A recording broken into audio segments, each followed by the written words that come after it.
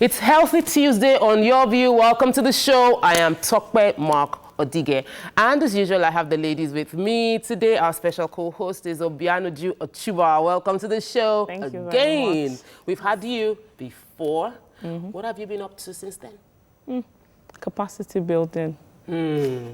All these my growth people. They will not sit down in one place. Yes, what have you so been learning? Building capacity on leadership, social capacity, everything, basically becoming the better version of myself. That's good. Happy to see that. Thank you. Mariam, what happened to you yesterday?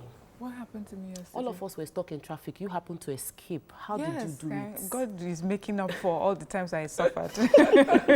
So, and this morning too, I came to work quite easily, and I heard that there's actually traffic everywhere else in Lagos, and I find that strange. But God kept me and brought me safely and fast. Nima, that wasn't your story, right?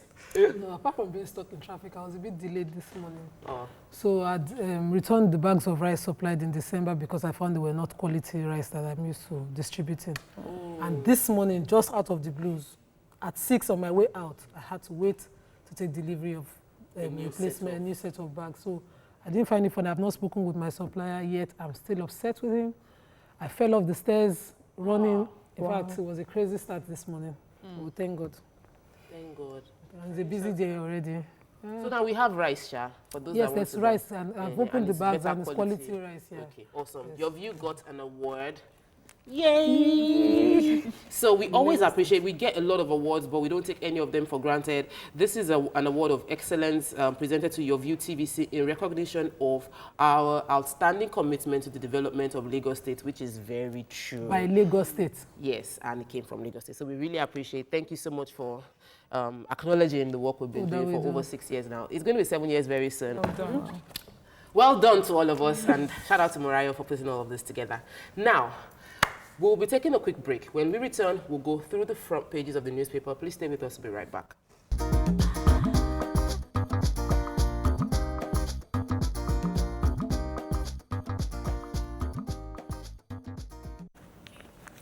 All right, time for front page review. We'll be starting off with The Punch. Major headline: community policing. Federal government constables won't get salaries. It's voluntary. That's from the police. Recruitment not for unemployed, but for professionals. That's from the Force PRO. Okada ban. Scored injured as policemen riders clash in Lagos State. That will be our hot topic. Police to impound vehicles using siren illegally. One killed as APC PDP supporters clash in Ogbomoso. I know an ex-governor who had a killer squad. That's from Falano. I wish I read that. I want to know the governor that has a killer squad. Service chiefs. National Assembly submits proposal. Buhari promises changes. Traders lament as Lagos State government demolish Katangwa market. Obaseki writes IG, demands Oshomole's arrest, prosecution. Akeredolu meets Buhari over Amotekun today. Demurrage, price increase looms. Importers besiege Star Organization of Nigeria. Budget under threat as oil prices sink to $54 per barrel. Kaduna bombing suspect gave his name as Mohammed, not Samuel. That's from Khan. China suspends visa issuance to Nigerians over coronavirus. And 18 states worst hit by poverty. That's from the Africa Development Bank. So what story do we start with? Katangwa market. Can I quickly take? I remember when I was still very young, we used to go and select. If you schooled in Lagos, you go and select in Katangwa. Very quality. High boutique. quality. So we do the first grade shopping anyway. But that's our popular second-hand clothes market on the Abeokuta Expressway. And that's Abule Egba area. It's called Katangwa Market. It was demolished by the Lagos State government yesterday. What reason and according was given? no, he's been marked since 2000, year 2000, and marketers were aware of it. But they continue to spring up buildings there, which is what Nigerians like to do. Remember the last time I was advising a client here that when an area has been marked by government, people will still sell, but nobody will approve a building on it for you. So people will build and hope that government will move away and allow things to flourish. But yesterday, the task force took over this market, demolished shops without notice. According to the marketers, they said they did not get notice. They demolished and they did not allow marketers to rescue other to pack items up that their were, yes. So things. the government is saying that That's as the soon part I'm more as comfortable with. it's demolished, those items will come taken over by government as well. So that's the That's, sad thing. I understand demolition. I think that anybody who's living or conducting business in a marked building is just a ticking time bomb. You're just waiting. Yeah. But whenever the demolition was supposed to take place, they should be given a few minutes to just pack up some of their belongings Valuables, and all of yes. that. But then community So, policing. yes, community policing. So January 23rd, the federal government had directed that constables to be recruited, special constables that they're called.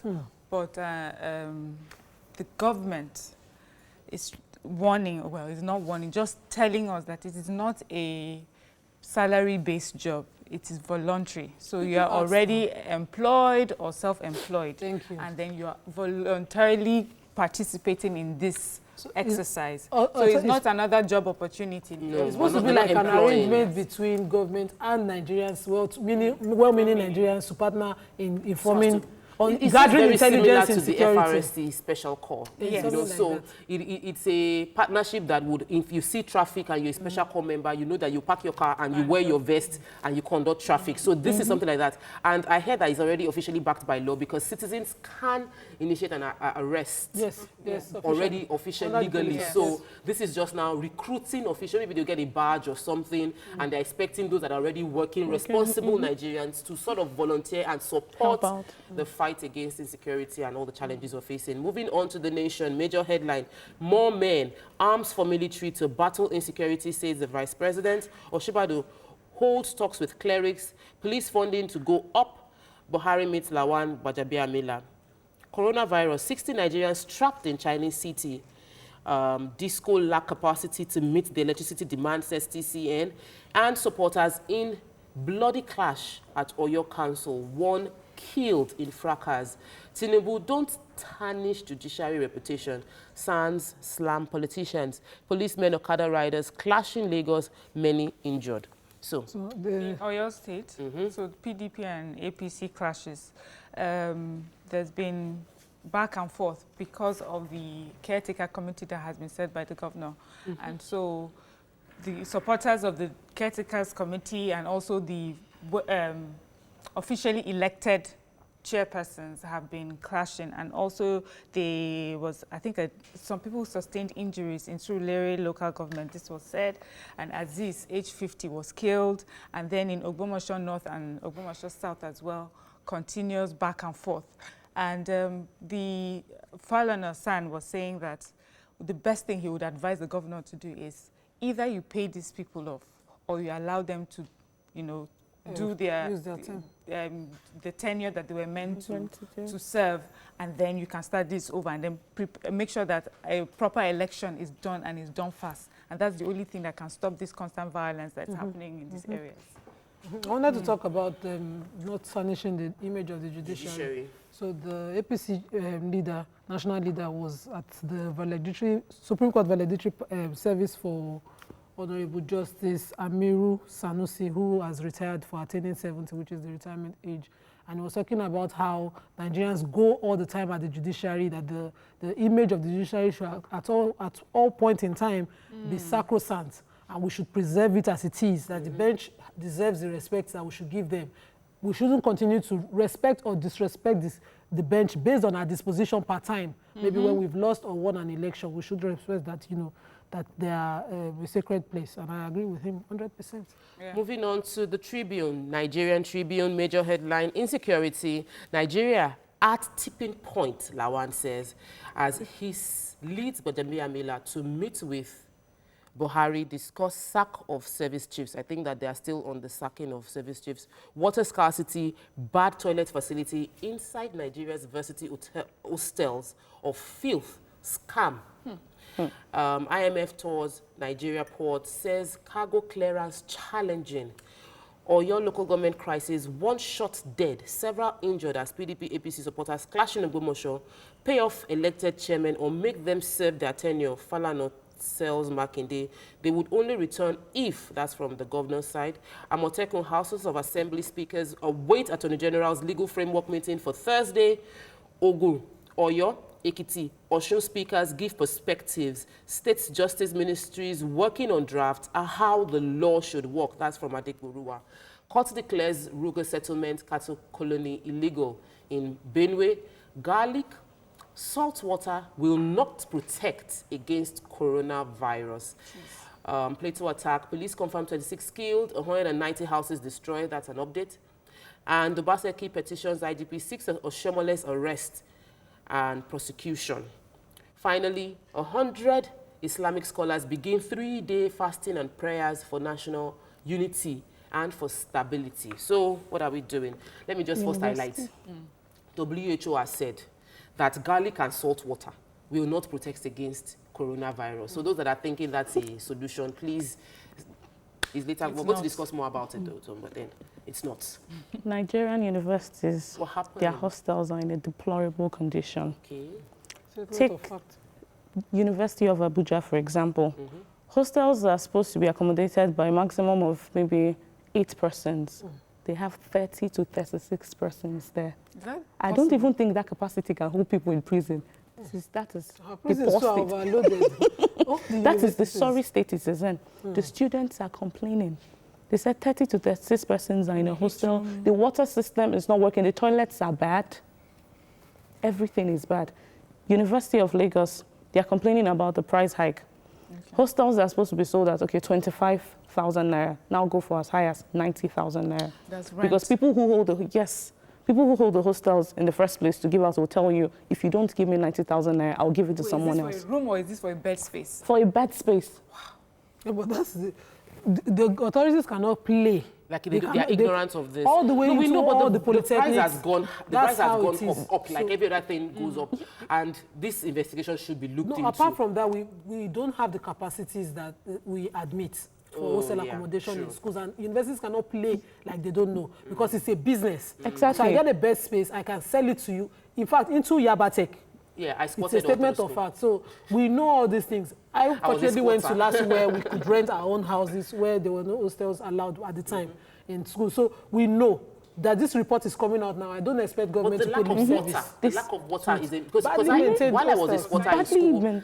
we didn't have much sanit. We had water, so I was a paying squatter. You know, two of us sleep on that narrow bed, and that my senior would be the one to sleep closer. I'm the one that can fall off the bed because I'm not the one that got assigned the bed. You know, but even at that, we had water, and before we have an outbreak or we have issues that will lead to an endemic situation, let us just quickly solve these issues now. But the IMF is saying that cargo clearance is an issue. Yeah, so the IMF mission chief and senior resident representative for Nigeria has gone on a tour of our ports, and this is in because of it's part of what they do for the IMF Economic Outlook Review for 2020. And based on the tour, he gave his feedback, and he says definitely the system in which the Nigerian ports are operating is quite challenging. We have serious logistics problem.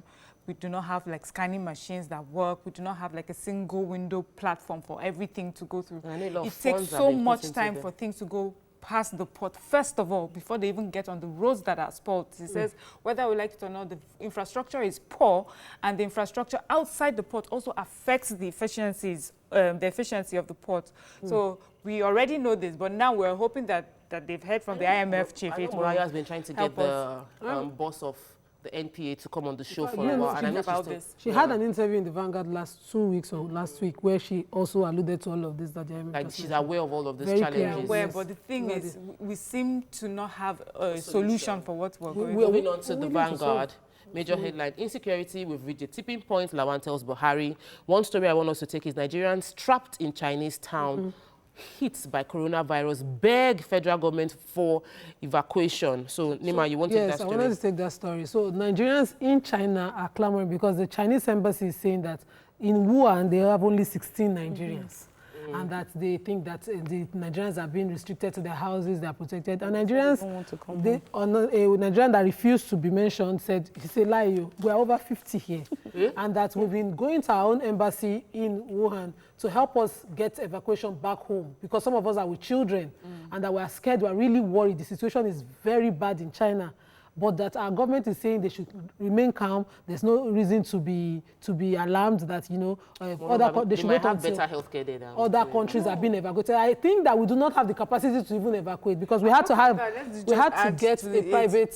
The Nigerians also said that the mask and all the things that they it's get scarce because people are rushing. They have been asking the Chinese government for it, but they have not given it to them. They've been asking Nigerian governments in the embassy to help them get face masks, because everybody has to walk around with that, and it's difficult to shopping at all in China. That's a Nigerian's account.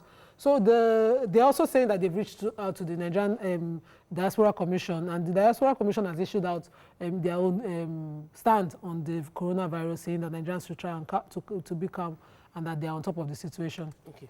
Well, hoping that they would get some form of help from the Ministry of Foreign Affairs. That's the person in charge of whatever is going on there, and they get support from the Diaspora Commission. That's all we can take on the front page review for today. Next, we discuss our lineup of hot topics. Stay with us. We'll be right back.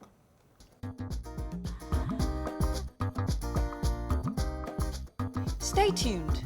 Your View will be right back.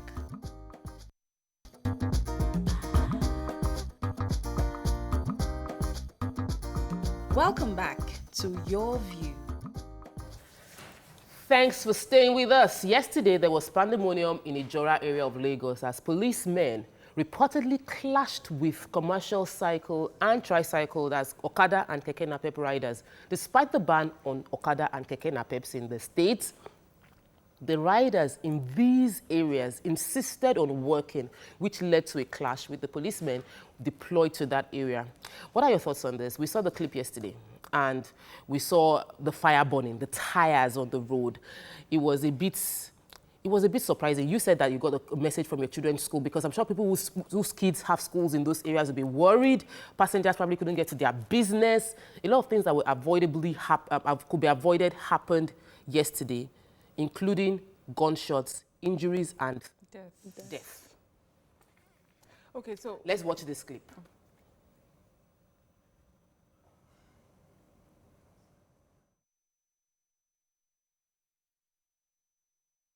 I don't want any fight here. Mo follow about the. So it's not only affecting the passengers, it's affecting the workers. When we talk about labor workers, we are also workers, like our boss and drivers. The price hike that they are going, like from 50 naira to 250, we didn't send them that.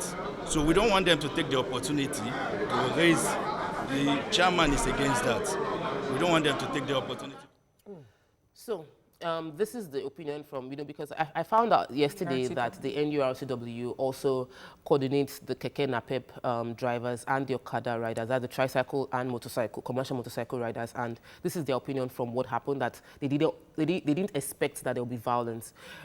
But obviously there was violence, and the violence was because the riders of these vehicles refused to comply. And they refused to move out of the way. Okay. So I guess from what I read in the papers, I read The Sun and Punch today, and the way it was reported was that they were on a protest, just like all the other places, that there were protests going on by motorcycle riders as well as tricycle riders. And generally was peaceful everywhere else. But some papers reported that in this particular instance, in the Ijora area, they came with cutlasses and they also set up bonfires, so they were burning tires. And that the police came to try to disperse them first with tear gas. And when that didn't work, they tried to chase them. The police is insisting that there were no casualties, there were no lives lost. But another paper, The Sun, is saying 3 lives, were lost. So, right now we're not even sure what the true what the true picture is. I saw a video. Because for me, the moment I saw this, I thought, why can't we find a non-fatal way to handle things like this? When people are protesting, if they are not armed, we should use the tear gas to disperse them. Why are we using guns and shooting? Because from the Sun reported that a student was hit by a stray bullet. a woman in a bus on her way to Ilori was also hit. So these were not even the protesters that were hit. So we need to put that into consideration when we try to disperse protesters. This brings me to the law of engagement, the police. That's their code 237. The IGP has said that they are working on it to make it simpler because only one of the keke riders was hit by the street bullet. The other two were just people passing by that were hit and actually killed, according to the nation. So the police need to work on this law of engagement. He talked about introducing stun guns instead of normal. So I think this will be better, other than shooting at people who are protesting. This is not the first time we've had this issue. So having to hear about introducing stunt gun now makes me feel like, okay, after how many lives, can we find a better The issue? conversation only comes up when... Approve the money. The problem, I'm going to try and be on the side of government this morning. Okay.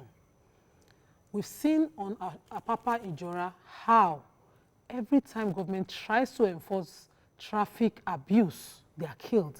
Traffic law, you mean? Traffic abuse, traffic laws abuse. So you see people who thrive in confusion, who thrive in that commotion that exists in Lagos-Badagry Expressway, Ijora, Papa itself, Kirikiri Road, all those nonsense that is understandable, the image we don't want to give the world of ourselves, but that's how they thrive. Every person who wants to make quick cash, cut corners, do things abnormally, wants to live in those areas. We've had them kill LASMA officials. We've had somebody bring out a gun and shoot an official in uniform to death in broad daylight, and nothing happened. The task force led by the governor and the LASMA GM and co went on a tour of that area, and the very next day in Lagos, not be say in people's daylight, authority is being resisted. This is what we see here, and that's what is happening again in Ijora. The government has issued a restriction, not a ban. Leave all major roads, stay in the inlets, streets and everything. Are they not allowed to protest? Hold on, no, I'm not saying they are not.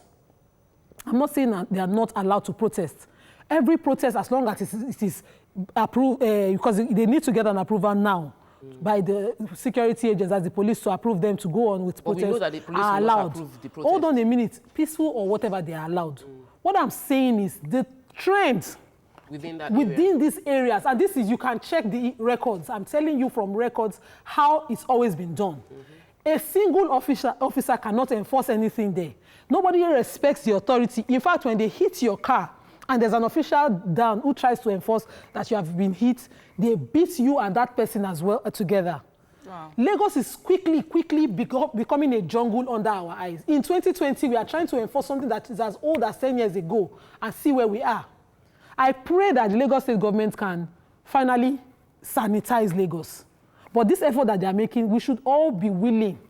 Those of us who know that we've invested things in Lagos, be happy to stand with them. You see what has happened here? Innocent people have died because of it. That's the problem. Every time who are we going to blame for this? Who will take responsibility? I will go back again and blame government. When it was starting and it was becoming a trend, people were shouting, we can't allow this. But every time there's an election, you need the numbers and you allow things. See where we are. So now government is seeing the insecurity becoming so scary. Every porous area is where they're attacking. Kotangwa that they're talking about, how many of you can shop in Kotangwa without holding your bags to your chest like this? It's not normal. That's not how normal people live. We have a call That's living in confusion. We have a call from Songo. Good morning. Welcome to the show. Good morning, ladies. How are things in your area? So I'm calling from Ogun State anyways. Okay. So it's not yet restricted here. Yeah. You guys are welcoming them. All right. Well, that's another situation entirely. Although, in my own view, can you hear me? Yes, we can. Yeah, in my own view, the okada was not banned in Lagos State. They were only restricted. Yes. That's number one. Number two, I think it's been signed into law of the ban or the restriction since the days of Fashola. Unfortunately, one of our nice governors that came on board that brought about all this whole mess. Because had it been from the time of Fashola, the trend was followed, by now we would have been used to not using Okada, or the government would have been forced to really put the right transportation system in place in Lagos State. No, you can imagine from Obalende, I come to the island most times. Majority of these guys who ride this Okada, I cannot communicate with them. They don't hear English. So I think I'm in total support, and that's my view. Thank you so much. Yeah. Who will take responsibility for this loss of lives? No, the police has to take responsibility for the loss of life. It's their stray bullets and innocent people were Could killed. also say that it was aggravated by the No, innocent people were killed. These were not armed people that were killed.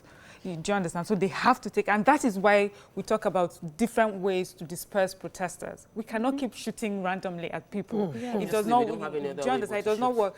And the thing is, as Nima has said, we need to learn to be proactive. We do not have to wait until a situation gets out of hand to try and curtail it. And this is what would happen. People who have no business being there, people who are innocent, bystanders gets caught up in this.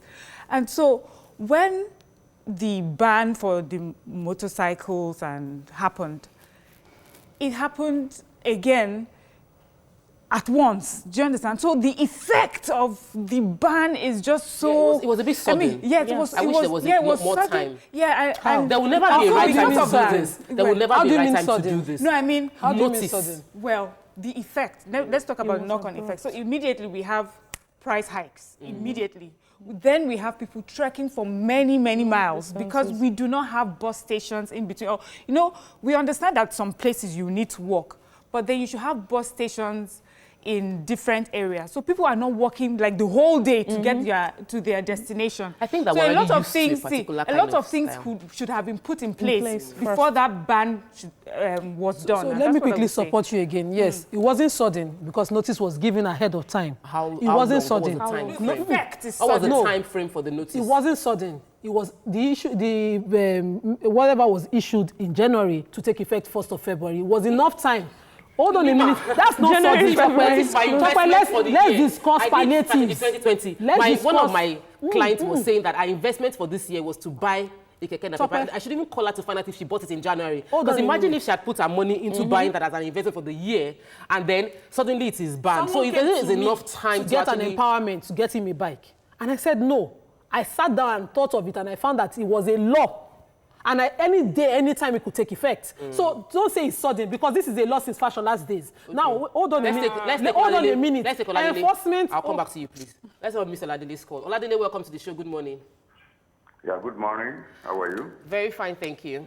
Yes, please, I want to contribute to this discussion. Please go ahead. I support what Nima just said.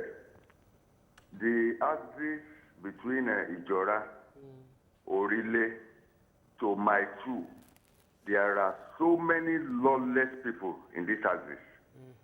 So many lawless people. Even if you are a law enforcement officer, they are ready to attack you. And they should be told that the laws are meant to be obeyed and not to be experimented upon. They should know that when government makes laws, they should respect those laws. We are not in a jungle. Thank you very much. Thank you. So I wanted to talk about it not being sudden again. So this has been a law, and every law-abiding person will know and stay off this sort of business investment. That's one. Number two is that, yes, government knew they were going to start enforcing again in February 1. What did they do? They waited until they started enforcing to promise to issue out buses. These buses should have been on the roads already. The 620 something they talked about in the papers should have been on the road so that the alternative is there for people to take instead of trekking. You will see the buses and say, okay, I choose bus or I choose Okada. But the buses are nowhere to be seen. We'll take a break because there are some areas legitimately that no bus would go into. As we speak this morning. And we used to walk it, but now they bike it. From the trade fair, from Yanoba all the way to Mount. So if you want to get to Oshodi, bike will take you. I saw them with my eyes, more than 20 of them. They will take you. We will discuss that again when we come back from this break. Please stay with us. We'll be right back. We saw bikes. Stay tuned. Your View will be right back.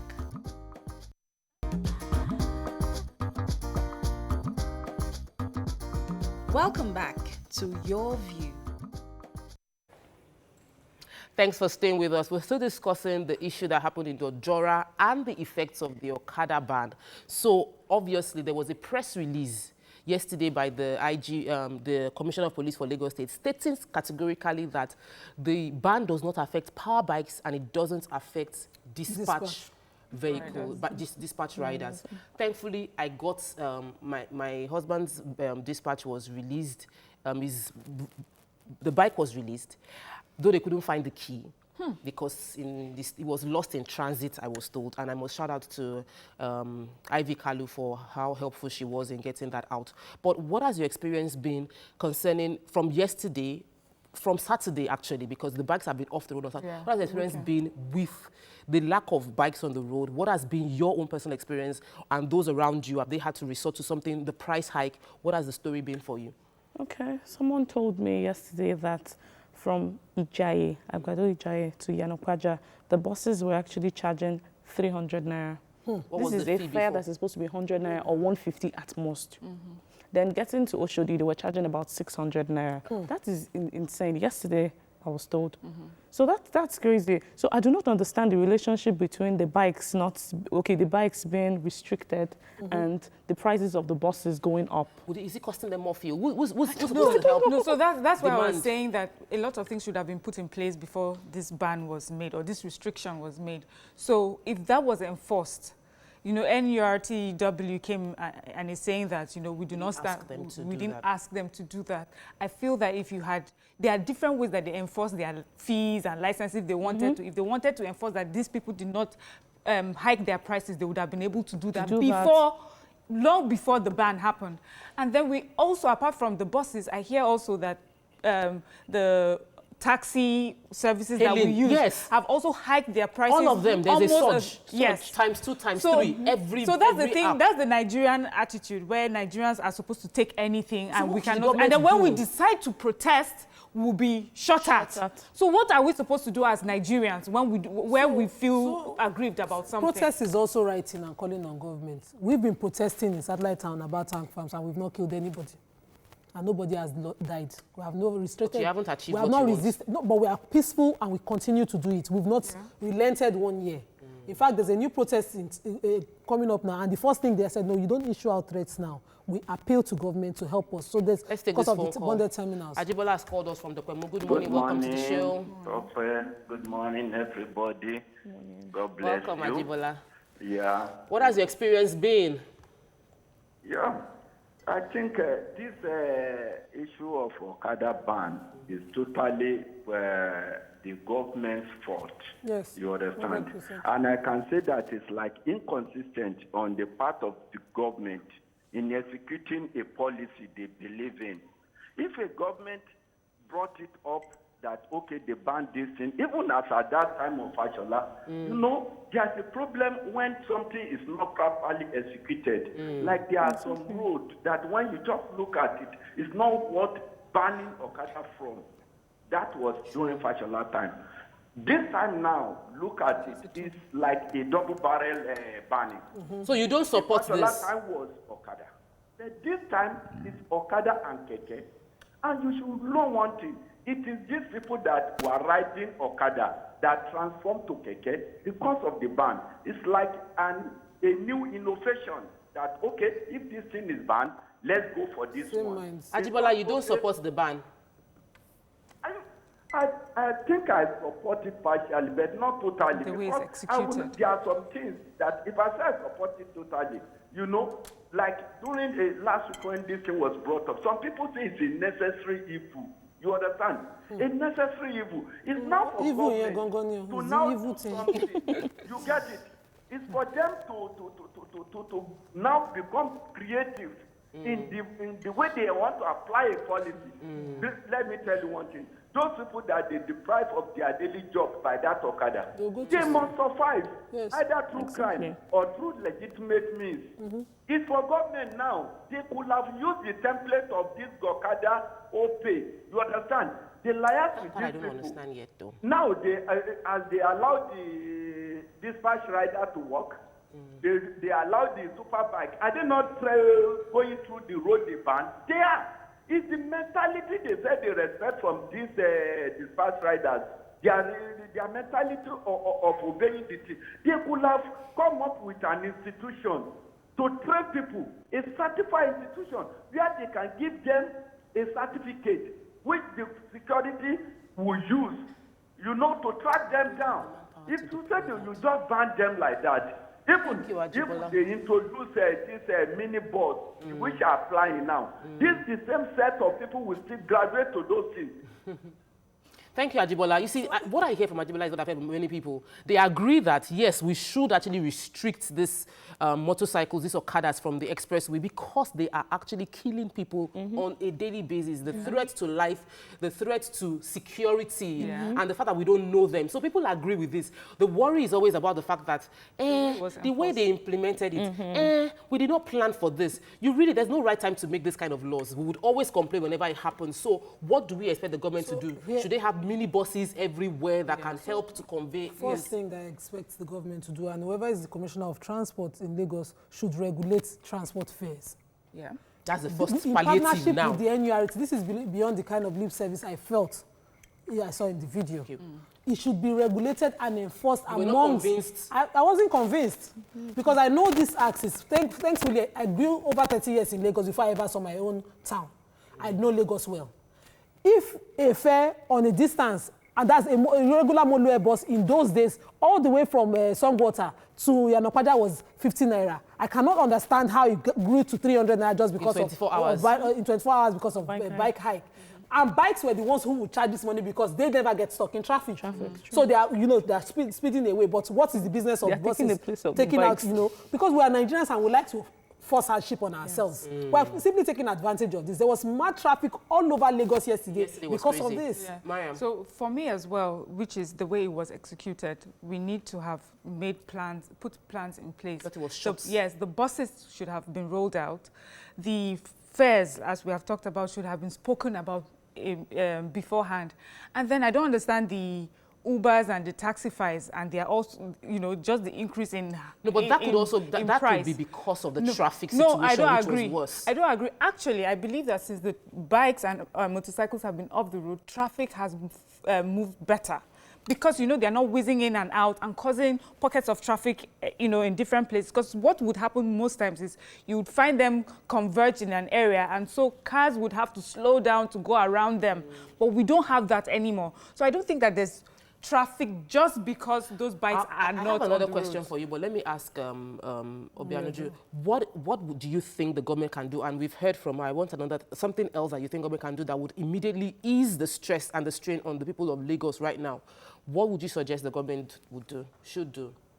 Speaking of the bus services, I feel like they should bring the new buses they talked about in, because the ones we have presently are death traps. Most of them, they are not even good enough. Speaking about the buses and the bikes, most of them are not good enough. So they should bring about these new ones. They talked about educating people that would actually work on these roads, the drivers that would ply the roads. So that should, because most of them are not educated. They do not even know how to drive. So it's not just so the it's bikes. not just the bikes that's the issue. BRT. There was a long queue for BRT. I have a call. I'll just quickly take this call and come back to you. Welcome to the show. Good morning. Good morning, Laura. Welcome to the show. Yeah. What has your experience been? I want to contribute to you people. You people said it's restriction, not ban. Yes, it's restriction. Restriction to areas. But police is making us a ban because I myself, I know it's restriction from central roads. But police are coming inside streets, arresting people, molesting people, collecting money from them. So I don't know why you people say, so this is bad. No provision, no road. This thing is affecting me because I cannot take my car to work. I do go with bike, but now I cannot get to my office at the normal time. You people are saying restriction. They should call police, make provision. It's restriction, not ban. But Ugo, it might be that the area you're talking about... Say it's restriction. This is ban. Ugo, where is your area? Where is the area in question, sir? Solo. I thought you people said it's restriction, not Which ban. area was the police extorting from you people? Police is coming inside the street in Solo area to hijack all these bikes. It's Solo, good. So we asked so that we can call out. We can call out the area command in that area to see to their officers. And it's Solo. In Solo. Okay, so another thing is, we also must hold people accountable. Next time you see such, do a video and post. Sometimes visual evidence is what will help. No, you don't make yourself visible to people, but record. No, there were videos that we saw of them arresting a motorcycle that even has the dispatch box on it. If we didn't have those video evidence, we can't prove our case over time. So please help to provide those quickly. Government should put a number out there people can call for excesses of police. Yes, excesses. And we know, government itself, they know. But you know, it's not the governor of Lagos who will come out on the street to enforce these laws. So which is why they must put measures in place to check excesses of and they are good police people. Like so I wanted to ask Mariam, because Mariam is a proponent of fit living on the lighter notes. Yeah. So we should start working. Yeah. Because I like I was saying, I think I mentioned it during the break, that what my PA was going to go to school today, and she was saying, how am I going to, there's no bike that will take me from Fadeyi to Yabatek. And I said, I went to Yabatek. There was no bike. We were walking.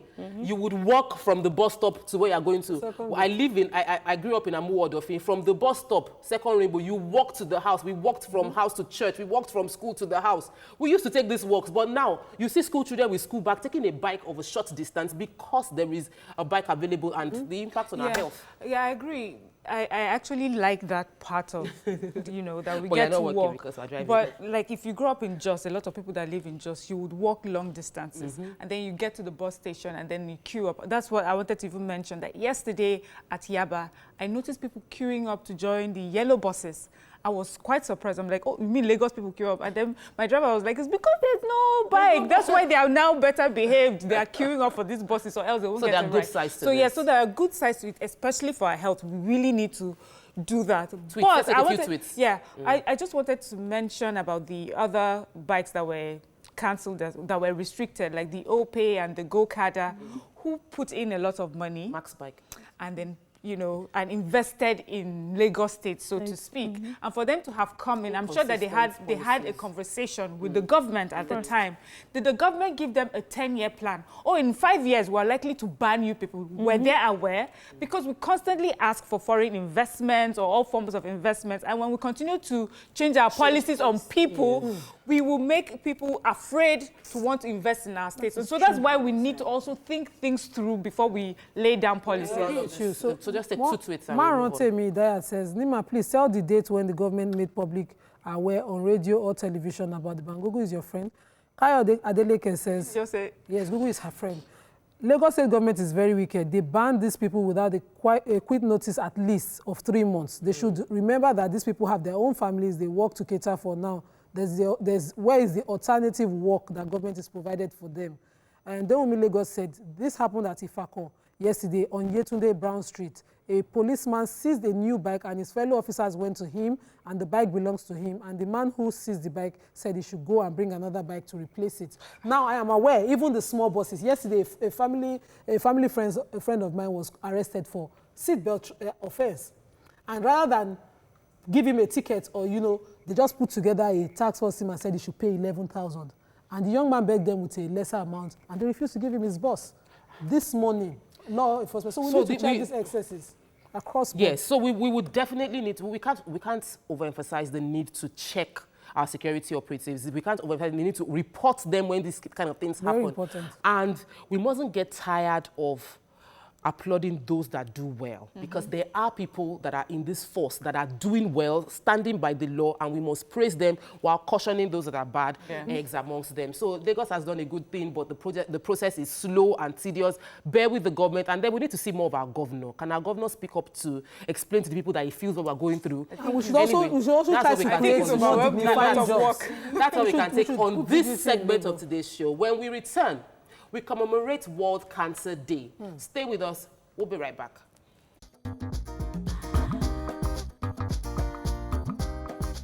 Stay tuned.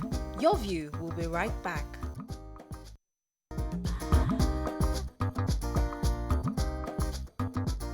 Welcome back to Your View. Welcome back to the show. Today is World Cancer Day, aimed to save millions of preventable deaths each year by raising awareness and education about cancer. And the and pressing the government and individuals across the world to act against this disease. Joining us on the show is the director of Optimal Cancer Care Foundation, Dr. Femi Olaleye. We're always having you every time talking about cancer. Thank you for all that you do. Thank you, Remember, ladies. you can call us on 07080668014, or you could tweet to us at TVC Connect, please hashtag your view TVC. So here's the thing. I strongly believe that everybody is already aware of what cancer is about, but we cannot overemphasize this information. Before I take you up on the World Cancer Day, there is one pressing danger, coronavirus. It was meant to be a hot topic before the issue of okada ban and the challenges that what happened yesterday took over. But coronavirus, and Lagos has made a move to say self-quarantine. As a medical doctor, knowing the sacrifice that Adadevo made, and every time we talk about health contagious diseases, we must always remember that one woman was smart and paid the sacrifice with her life. A couple of women. A couple of them, actually, and the nurses. What would you say? Would you say that the move by the Lagos State government saying that, okay, self-quarantine and trusting that these people would keep themselves under watch by themselves is the right move to prevent the spread of coronavirus in Lagos and in Nigeria? There are many issues here. There are many issues here. Thankfully, government is responding to at least a few of them. Like all major viral diseases, you have to work very hard to limit spread. But the three issues which I come to me regularly, commonly as a doctor is one, it's a disease that you can pick up without even you knowing you have it. Do we have the necessary diagnostic tools to make a diagnosis? So how do you know somebody has a disease or a virus enough to now go and be doing self-quarantine? Then, of course, more importantly, you know how it is with our people. It's not my passion. Everybody rejects anything. So when somebody is coughing, somebody is having the symptoms of what could look like coronavirus disease, you have people rejecting it. And I say that even in my own work as a cancer doctor, you've made a diagnosis, madam, this is cancer, and they're still rejecting it. So there are many issues, and the government can only do what the government should do, raise awareness, put up necessary legislation, and probably work with agencies that will enforce this. But at the end of the day, public must be aware as well. There's a major danger out there, and it's coronavirus, which is really a big deal right now. I feel sorry for those countries and those citizens who, all over the world, globally, have been affected. We pray, and we can only pray it's not going to be a major healthcare problem on top of our problems and all the other problems. Forget about even health. We've been talking about okada. You don't even want to know the health implications of either having and not having these means of transportation. The next few months, we'll get to see the data on this. I genuinely believe that we can do better as a people when it comes to things that concern all of us. So what government is doing is, look, we have challenges. Government cannot be blamed for this. So people to do your own. Do your own self-quarantine. That's all right, what that's moving all about. on to cancer. It's World Cancer Day. It's 4th of February. And I am holding this one. It says, I am and I will spread the news. Absolutely. Being that I work in media, and I think everybody should spread the news today. Tweet at us right now, hashtag YourViewTVC, hashtag World Cancer Day, to spread the news concerning cancer, especially the preventable types. Let's start from that side. Sure. How do we embrace a lifestyle that would prevent us being predisposed towards cancer? Because we tend to have more of it nowadays, and I'm wondering, what are we doing wrong? What is happening to us? What are we doing in our lives that is making us have more occurring cases of cancer, especially within Nigeria? This is not our thing. But yes, you're absolutely right with that. You see, every year, the World Health Organization, through the partnership with the World Cancer Day Forum, created on worldcancerday.org, actually, this celebration, this commemoration makes 20 years of World Cancer Day. We started in 2000. And the focus of that particular work that's been done is to let people and government know the responsibilities they have. So 2 years ago, it was we can, I can.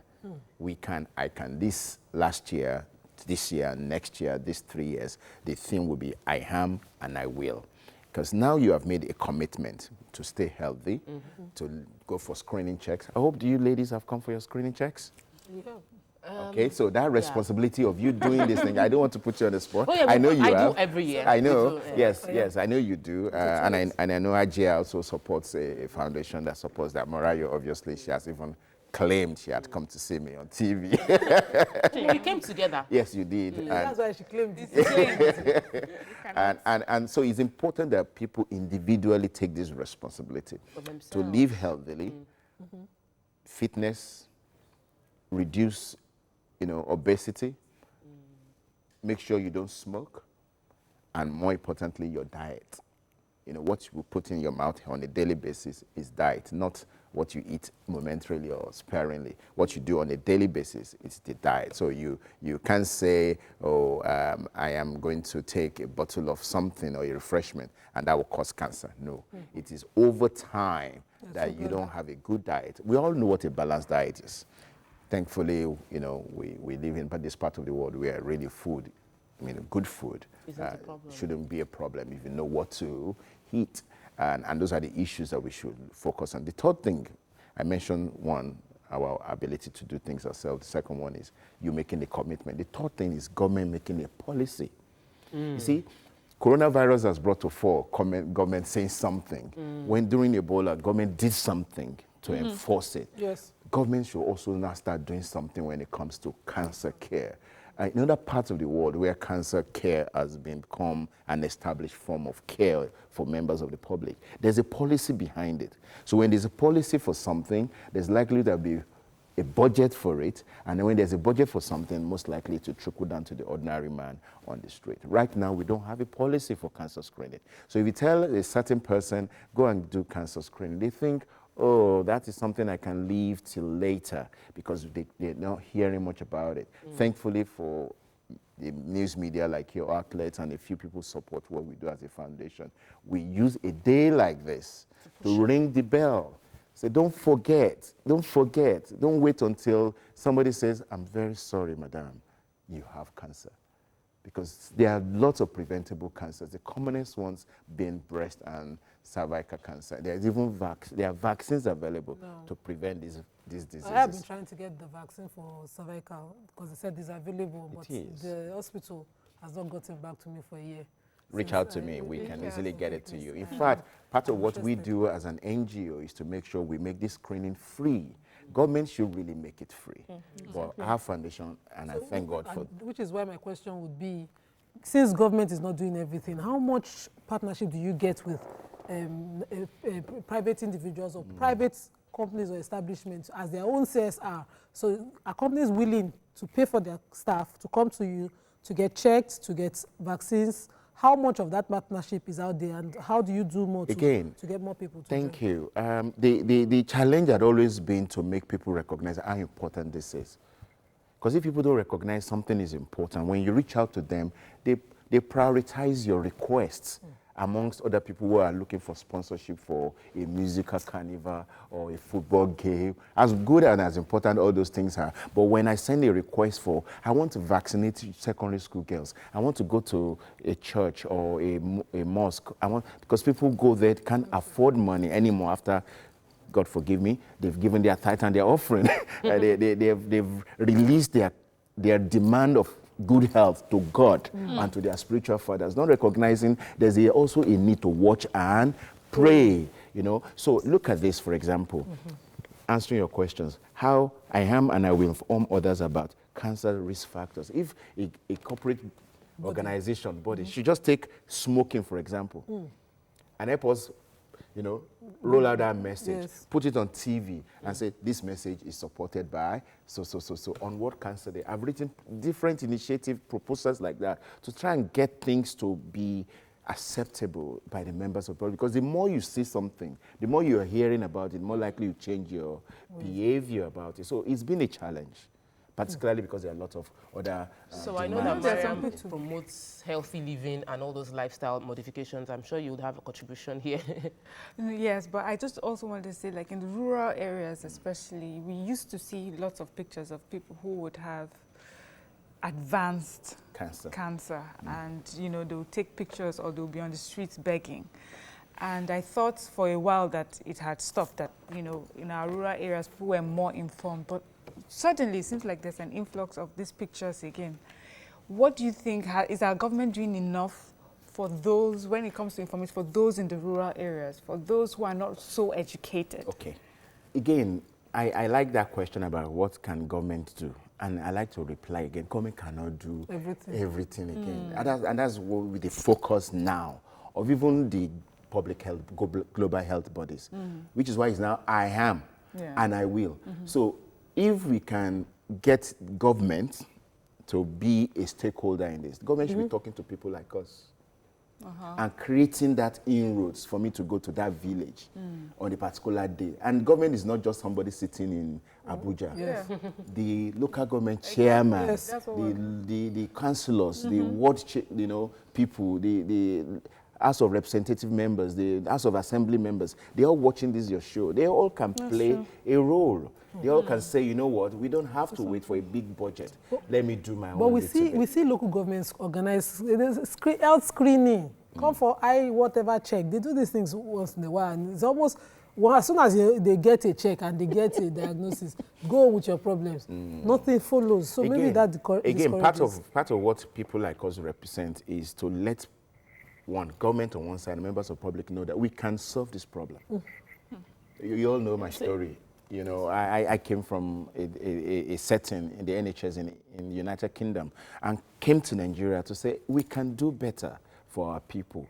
That inspirational move to come from the diaspora and set up my foundation, doing this for the past 10 years, has generated a lot of positive thinking and impact. But we need to now do more. We need to ratchet it a lot more. Speaking of what we as individuals can do, the question Miriam asked, I have one here. It says, I am and I will make an impact. How can I make an impact? If, for example, I understand Hausa language, can I translate materials on cancer in Hausa language and distribute it to people in these rural areas so that they can actually understand what the publication is talking about? Absolutely. So that's a way to make an impact. And it's not just about deflecting and say, oh, because he's a doctor, you can do that. Because I'm on TV, the only thing I can do is talk on TV. No, your Twitter handle today can be turned into a broadcasting station. Yes, just use hashtag I am and I will. Then put something in I am Olufolake, and I will go for my cancer screening. And your friends on your timeline will go, do you have cancer? Are you praying for her to have cancer? Then you use the opportunity to educate them that all women are at risk of cervical cancer. Because when a man comes to you and says, I love you, you know what's going to come after that, right? And it's going to be a gift of HPV, human papilloma virus, that will be passed to you through sexual exposure. All women, condoms don't prevent you from getting this virus. And that's why you therefore need to turn up and get screened and know what your cervix is doing. All women with a pair of breasts can develop a lump in it and have cancer. Even men. Even men. And it's important, therefore, as a woman, learn how to examine your breasts. And as a man, you have an organ called the prostate. Once you're over 40, there's a likelihood, a very big likelihood that you are 40, you're a black man, and you live in this part of the world, you can have prostate cancer. So every year, submit yourself to a doctor to do a prostate-specific antigen test, which costs only a small amount of money, which is just a blood test. We don't need to stick fingers in you anymore, because men apparently don't like people sticking fingers. You women, you are very good at tolerating that, but for women... Do we have a choice? They have violated all of us. Yes. So you find a way of dealing with it, but men just can't deal. So, and that is why it was one I was looking for earlier that said... Let me take this call. Yes. Abigail has called us, so let's pick it. Welcome to the show. Grace. Grace, good morning. Your TV is on. Kindly turn down. She's off. Oh, sorry, I have to lose that call. You're saying prostrate, yes. Abby. Yes. So I realized that when you tell a man, like my dad needed to do prostrate check last year, and it took me calling and calling and calling. I realized that, yes, he did what? No, one me you need it. I'm like, no, you know, because he didn't want it. He didn't, because we are associating we are associating that checkup to pain, and I think that we need to begin to associate the checkup to the advantages of prevention or early detection. Yes. And the more we publicize it, I realized that when I mentioned that I was doing my medical checkup for my birthday, a lot of people around me actually went to get their body checked because I said it. So I think that that's what you said we should do today, which is to raise awareness, and everybody on every social media platform should mention cancer and then bring attention to it. But let's go back to prevention, because in Nigeria we do like this. No, we remove it from let's talk ourselves about that, because you were building the premise I wanted to... Advocacy. Most men above 50 now, because even my dad and most people, they believe there's a way to do one agbo or something about it. How are you targeting young men just turning 40 now? At least they're more enlightened. Yeah. How are you targeting more men to be aware and, you know, take advantage of that? I certainly can do the little I am doing, and I think on a day like this, all of you women, you are surrounded by men. Yes, use that opportunity to say, I am your aunt, I'm your sister, I'm your wife. And I'm your wife. I will make sure. You see, that's the whole idea of the I am and I will. I'm happy you are bringing it up. I don't want to recount that and remind people at home again that it's our responsibility to watch out for our loved ones. Yes. We have a phone call, please. Let me quickly just take this. Laja Martins has called us. Welcome to the show again. It's been a while. Long time. Good morning. Good morning. Welcome to the show. Good morning, everybody. Good morning. About this cancer problem. Are you over 40? Yeah, of course. Sorry? Are you over 40? Yes, I'm over 70. Oh, wow. I hope you've checked regularly, prostate. Yes, I do. I try to. But unfortunately, I lost a daughter about 21 years ago to osteosarcoma. Osteosarcoma, they called it. It made me to learn so much about cancer. And since then, I've been doing everything I can. I've been doing everything I can to make sure that this disease is taken up seriously. Yes. I believe the government is not doing enough, and we citizens too are not doing enough. Cancer is something you catch early. Are you getting me? Yes. Of course. Cancer is something, if you catch it early, it will you will get rid of it early. But once it gets to stage 3, stage 4, unfortunately we can't. We can't do much about it. But I believe states should do better. Every state should have a trauma center for cancer. Every state. In fact, every local government, because they call it, our people call it Aruti Ogogun. We need to do much more. People have got to invest in research, vaccines and so on. We are not doing enough. We are not doing enough. The effort we put into malaria, into some of these other sicknesses, if we put it in cancer, I think we will make a headway. We need to do much, much, much more, especially the rich people. Thank you so much. You have a few questions. Good. Speaking on vaccines, he mentioned vaccines. How affordable are these vaccines? How affordable? Yes, the vaccination, in my opinion, the vaccine program for young girls and women is still very expensive. In a country where the minimum wage is still being debated between 18,000 and 30,000, just one shot of the vaccine is 15,000 naira. Wow, that's half of it. You need how many? You need 3 doses spread out over 6 months. So automatically you've knocked out at least a large percentage of Nigerians who should take this vaccine. So the vaccine is not something I even want to comment too much about right now. What I would like to see, and I like what Mr. Laja Martins pointed out, that every local government can start this effort. You see, in every local government, there's a health center. Primary healthcare center. Primary healthcare center that has a doctor, a matron, an apex nurse, as they call them, and nurses. They can be given an opportunity to include cancer screening as part of the merit of work they need to do for that group of people there. And then, if they need additional support, vaccination support, then government can now start looking at subsidizing it for people. So that's a practical way of doing that. And one of the things we've done is to reach out to government through Lagos State Governor, and I have a banner for him. And what he has committed to is he will work towards cancer prevention, because prevention really is what we must do. Prevention is not only just better than cure. It's You know, also cheaper. there's some power than foods, cure. and I'd like you to drop that in people's I minds. will not be talking about foods. Power foods that we There's can a question eat. on Twitter. Because there's no such thing. Are you serious? Yes. There's a question A on healthy Twitter. food is not just something you eat alone. It's about a diet. Okay, So so you if can I'm eating include- soursop every day, You are wasting your time. Oh, What about really? carrots? Remy says, You're wasting Remy your is time. Carrots asking, is healthy food. what's the link between microwave and cancer? Yes, there are some myths out there. From time to time, I use this opportunity to bust those myths. And it's basically out of ignorance, really, these myths persist. But I will try and sort of debunk this particular one. Microwave ovens use microwave energy. And the science behind is that microwave energy will do something to the molecular content of anything you put there. And in this instance, it vibrates it.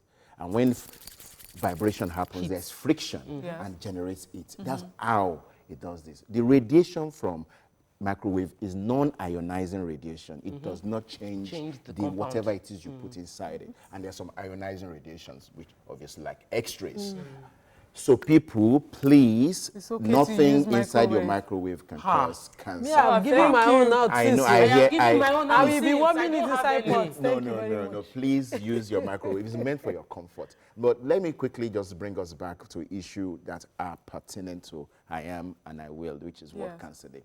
because we have like few seconds to round off. I can imagine. Every Friday, my foundation offers free screening. Yes, We've been we doing answer that. somebody's question. We've been doing that for the past 7 years. years. You have always promoted and helped us with that. Can I mention where they are? It's free. We do have centers in Ikorodu, so Mr. Martins help us project that very well to your locality. It's number 46 Beach Road, directly opposite the Lagos General Hospital in Ikorodu. And there's another one at Bode Thomas, 118 Bode Thomas. We definitely would like to see women every Friday. If you can't come this Friday, any other Friday. And on Children's Day, my foundation gives 50% discounts to you and your daughters if you come May 27. The children must be between 10 and 16 for them to get that benefit the vaccine. And that's Fantastic. the little Thanks we are for doing. all that you do. Thank you very much for having me. Would you want to read what you have? I with you? am a supporter and I will make a difference. That's what mine says. Thank you. Okay, now I'm changing mine. I have two. I am and I will inspire businesses to make an impact at the workplace. Yes. And I am and I will inform others about cancer risk factors, which I do already. I am Dr. Femi Olalaye, and I will continue to offer compassion and hope. I am Obianuju Ochuba, and I will make an impact. I am Tokpe Mark Odige, and I will inspire. I want to inspire you to get medical checkup. Go get yourself checked today and tell somebody to tell another person that today is World Cancer Day, and we should be all aware about this. Thank you all for watching the show today. That's all we can take on today's show. See you tomorrow.